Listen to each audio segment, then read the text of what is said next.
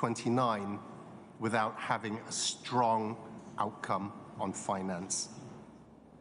And it's not only about averting disaster. Bolder climate actions are a recipe for stronger economies, more jobs and equality, less pollution, better health, and more security and cheaper, more and secure energy supply. New national climate plans, NDCs, due from next year, will be vital. We'll all be talking more about those as we go through this COP.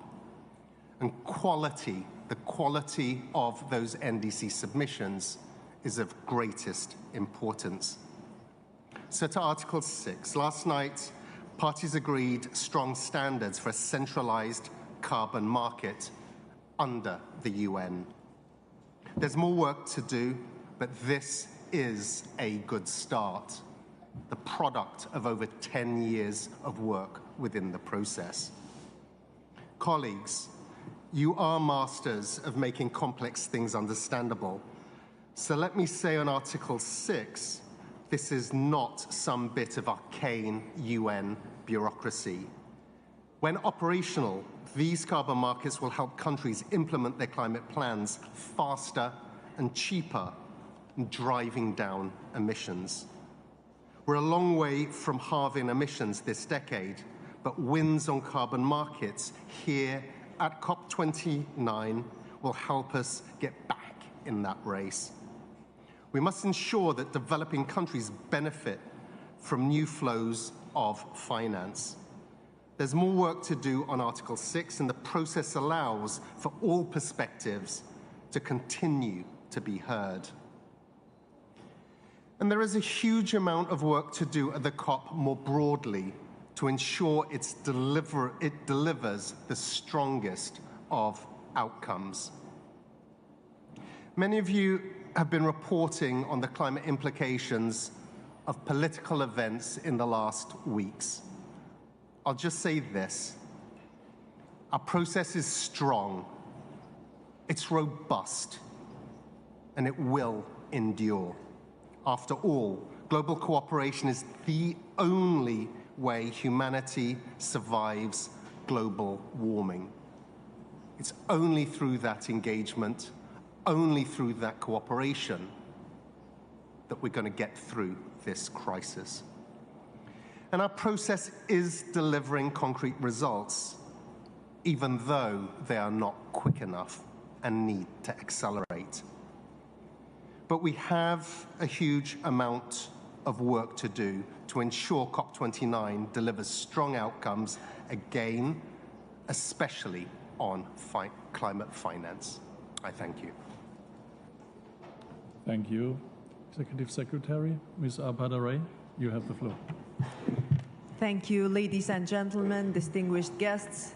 I would like to welcome you in Baku, some of you that are traveling here from your countries. We are really excited to be able to work closely with you. My role is the role of UN Climate Change High-Level Champion, and in this role, together with my colleague Razan Al-Mubarak and with Marrakesh Partnership, we are trying to bring the voices of non-state actors to the process, because we strongly believe that we are speaking about the global climate action and we need everyone on board.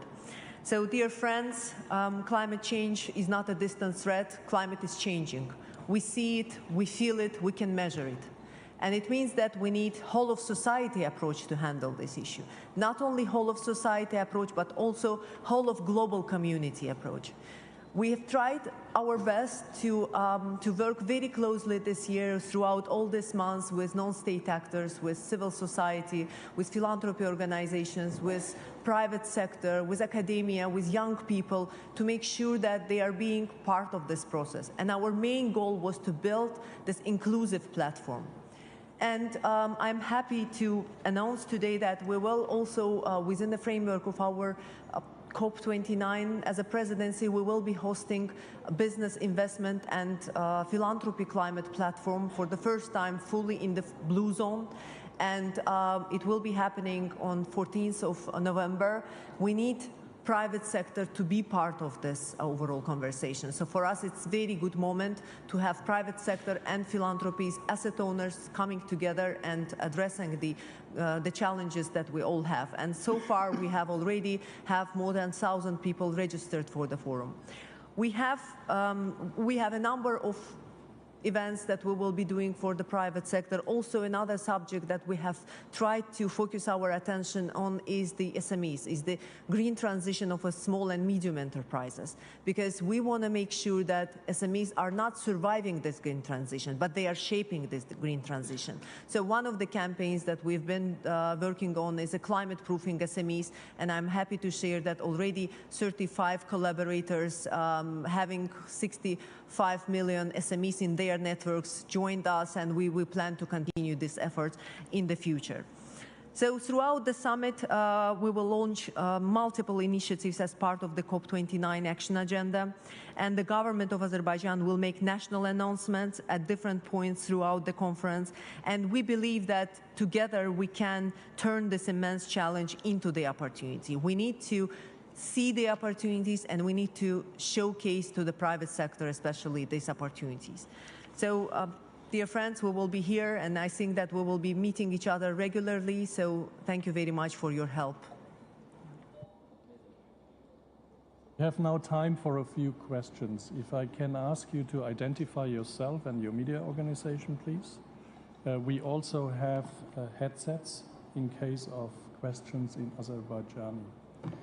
Let me start with the lady at the aisle in the 5th row, in the Bordeaux jacket.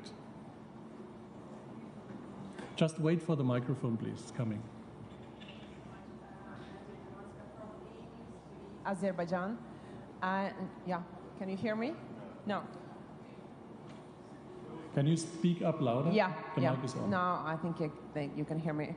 Good afternoon. My name is Nadia Dermanska, and I'm from A News TV, Azerbaijan. And my question is, how do you assess the perspective of cooperation with Azerbaijan in the field of renewable energy? I think, Mr. Simon, this is a question for you, or maybe someone wants to add anything. Yeah, thank you. I think that would be a better question to be answered by my colleagues either side of me, but what we're seeing in terms of the transition plan for Azerbaijan, their NDC is currently under development, but our understanding is it will show significant domestic focus in terms of domestic consumption transitioning to renewables. And some of the plans that have been put forward, we'll see what is actually reflected in the NDC. But certainly in terms of the high-level statements that have been made at a national level, there certainly appears to be ambition, an ambitious intent in terms of that domestic transition to renewables. Next question. First row, the gentleman in the green jacket.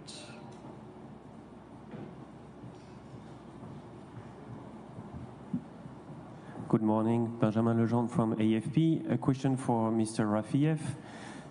The contact group has started this morning on NCQG.